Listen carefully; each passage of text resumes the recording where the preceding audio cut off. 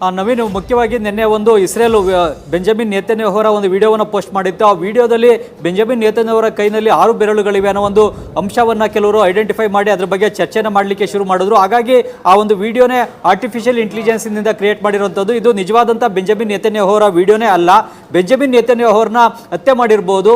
ಈ ಕಾರಣಕ್ಕಾಗಿಯೇ ಒಂದು ಆರ್ಟಿಫಿಷಿಯಲ್ ಇಂಟೆಲಿಜೆನ್ಸ್ ವಿಡಿಯೋನ ಇಸ್ರೇಲ್ ದೇಶ ಬಿಡುಗಡೆ ಮಾಡಿದೆ. ಹಾಗಾದರೆ ನಿಜವಾದಂಥ ಪ್ರಧಾನಿ ಬೆಂಜಮಿನ್ ನೇತನ್ಯಾಹು ಎಲ್ಲಿದ್ದಾರೆ, ಹೇಗಿದ್ದಾರೆ, ಅವರನ್ನು ಹತ್ಯೆ ಮಾಡಲಾಗಿದೆಯಾ ಇಲ್ವಾ ಅನ್ನೋ ಒಂದು ಚರ್ಚೆಗಳು ಕೂಡ ಸೋಷಿಯಲ್ ಮೀಡಿಯಾದಲ್ಲಿ ಶುರುವಾಗಿದ್ವು. ಮತ್ತು ಅಮೆರಿಕದ ಕೆಲವರು ಕೂಡ ಬೆಂಜಮಿನ್ ನೇತನ್ಯಾಹು ಅವರನ್ನ ಹತ್ಯೆ ಮಾಡಲಾಗಿದೆಯಾ ಹೇಗೆ ಅನ್ನೋದ್ರ ಬಗ್ಗೆ ಪ್ರಶ್ನೆಗಳನ್ನು ಕೂಡ ಕೇಳಿದ್ರು. ಹೀಗಾಗಿ ಒಂದು ನಿನ್ನೆ ದೊಡ್ಡ ಮಟ್ಟದಲ್ಲಿ ಈಗ ಬೆಂಜಮಿನ್ ನೇತನ್ಯಾಹು ಅವರನ್ನ ಹತ್ಯೆ ಮಾಡಲಾಗಿದೆಯಾ ಮತ್ತು ಅವರ ವಿಡಿಯೋನ ಹೇಗೆ ಅನ್ನೋ ಒಂದು ಪ್ರಶ್ನೆಗಳು ಕೂಡ ಉದ್ಭವ ಆಗಿದ್ವು. ಇದಕ್ಕೀಗ ಇಸ್ರೇಲ್ ಪ್ರಧಾನಿ ಕಚೇರಿಯ ಸ್ಪಷ್ಟವಾದಂಥ ಉತ್ತರವನ್ನು ಕೊಟ್ಟಿದೆ.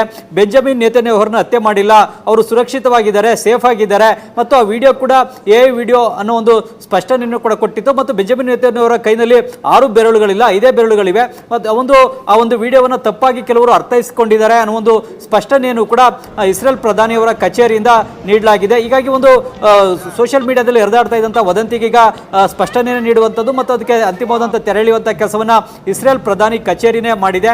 ಈಗ ಮುಖ್ಯವಾಗಿ ಇರಾನ್ ಮತ್ತು ಇಸ್ರೇಲ್ ನಡುವಿನ ಯುದ್ಧ ಈಗಾಗಲೇ 16ನೇ ದಿನಕ್ಕೆ ಕಾಲಿಟ್ಟಿದೆ. ಈಗ ಬೆಂಜಮಿನ್ ನೇತನ್ಯಾಹು ಅವರನ್ನು ಗುರಿಯಾಗಿಸಿಕೊಂಡು ಕೂಡ ಇರಾನ್ ದಾಳಿಯನ್ನು ನಡೆಸಲಿಕ್ಕೆ ಪ್ರಯತ್ನವನ್ನು ನಡೆಸ್ತಾ ಇದೆ. ಆದರೆ ಇಸ್ರೇಲ್ ದೇಶದಲ್ಲೂ ಕೂಡ ಬಂಕರ್ಗಳಿವೆ. ಬಂಕರ್ಗಳಲ್ಲಿ ಇಸ್ರೇಲ್ ಪ್ರಧಾನಿ ಬೆಂಜಮಿನ್ ನೇತನ್ಯಾಹು ಅವರು ಕೂಡ ರಕ್ಷಣೆಯನ್ನು ಪಡ್ಕೊಂಡಿದ್ದಾರೆ. ಜೊತೆಗೆ ಅಯತುಲ್ಲಾ ಅಲಿ ಖಮೇನಿ ಅವರನ್ನು ಕೂಡ ಬಂಕರ್ಗಳಿಗೆ ಕಳಿಸಲಾಗಿದೆ ಅಂತ ಹೇಳಲಾಗ್ತಾ ಇತ್ತು. ಆದರೆ ಅವ್ರನ್ನ ಬಂಕರ್ಗೆ ಕಳಿಸ್ತಿರಲಿಲ್ಲ, ಅವರು ತಮ್ಮ ಮನೆಯಲ್ಲೇ ಇದ್ರು. ಆ ಸಂದರ್ಭದಲ್ಲಿ ಅವರ ಮೇಲೆ ಈ ಮಿಸೈಲ್ ಸ್ಟ್ರೈಕ್ ಅನ್ನು ನಡೆಸಿ ಇಸ್ರೇಲ್ ಮತ್ತು ಅಮೆರಿಕ ದೇಶಗಳು ಹತ್ಯೆಯನ್ನು ನಡೆಸಿವೆ. ಅದೇ ರೀತಿಯಲ್ಲಿ ಈಗ ಪ್ರತಿಯಾಗಿ ಇಸ್ರೇಲ್ ಪ್ರಧಾನಿ ಬೆಂಜಮಿನ್ ನೇತನ್ಯಾಹು ಅವರನ್ನು ಕೂಡ ಹತ್ಯೆ ಮಾಡಲಿಕ್ಕೆ ಇರಾನ್ ದೇಶ ಕೂಡ ದಾಳಿಯನ್ನು ನಡೆಸಬಹುದು ಅನ್ನೋ ಒಂದು ಮುನ್ನೆಚ್ಚರಿಕೆ ಕಾರಣಕ್ಕಾಗಿ ಇಸ್ರೇಲ್ ಪ್ರಧಾನಿಗೂ ಕೂಡ ಬಂಕರ್ನಲ್ಲಿ ವ್ಯವಸ್ಥೆಯನ್ನು ಮಾಡಲಾಗಿದೆ, ರಕ್ಷಣೆ ವ್ಯವಸ್ಥೆಯನ್ನು ಮಾಡಲಾಗಿದೆ. ಹೀಗಾಗಿ ಇಸ್ರೇಲ್ ಪ್ರಧಾನಿ ಹತ್ಯೆ ಮಾಡಿಲ್ಲ, ಅವರು ಸುರಕ್ಷಿತವಾಗಿದ್ದಾರೆ ಅಂತೇಳಿ ಈಗ ಇಸ್ರೇಲ್ ಪ್ರಧಾನಿ ಕಚೇರಿ ಸ್ಪಷ್ಟನೆಯನ್ನು ನೀಡಿದೆ.